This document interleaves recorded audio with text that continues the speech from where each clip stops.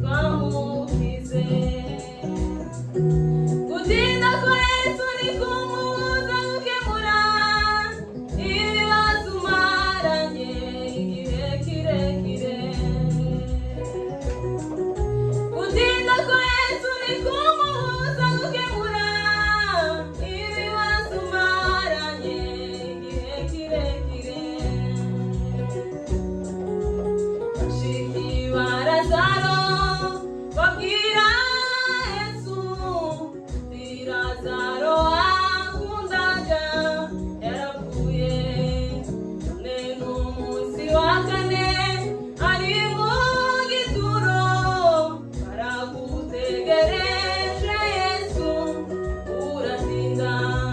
Bashiki ba Lazaro babwira Yesu, si Lazaro akundaga yarapfuye, none n'umunsi wa kane ari mu gituro, baragutegereje Yesu uratinda. Gutinda kwa Yesu ni kumubuza gukemura ibibazo umaranye igihe kirekire. Gutinda kwa Yesu ni kumubuza gukemura ibibazo umaranye igihe kirekire. Kambangire Yesu ibyo yakoze munsi y'umubabaro ndetse n'agahinda.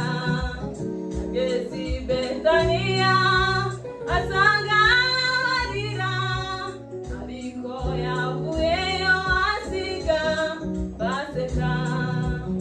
Kambangire Yesu ibyo yakoze munsi y'umubabaro ndetse n'agahinda. Yageze i Betaniya asanga barira, ariko yavuyeyo asiga baseka.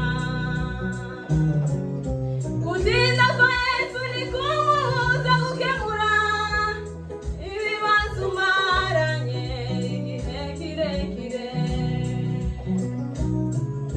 Gutinda kwa Yesu ni kumubuza gukemura ibibazo umaranye igihe kirekire.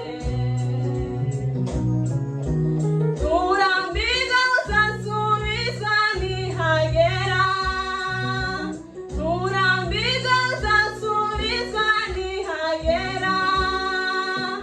Wowe tegereza, Yesu aracari ku ngoma. Oya, si uwo kuburirimba.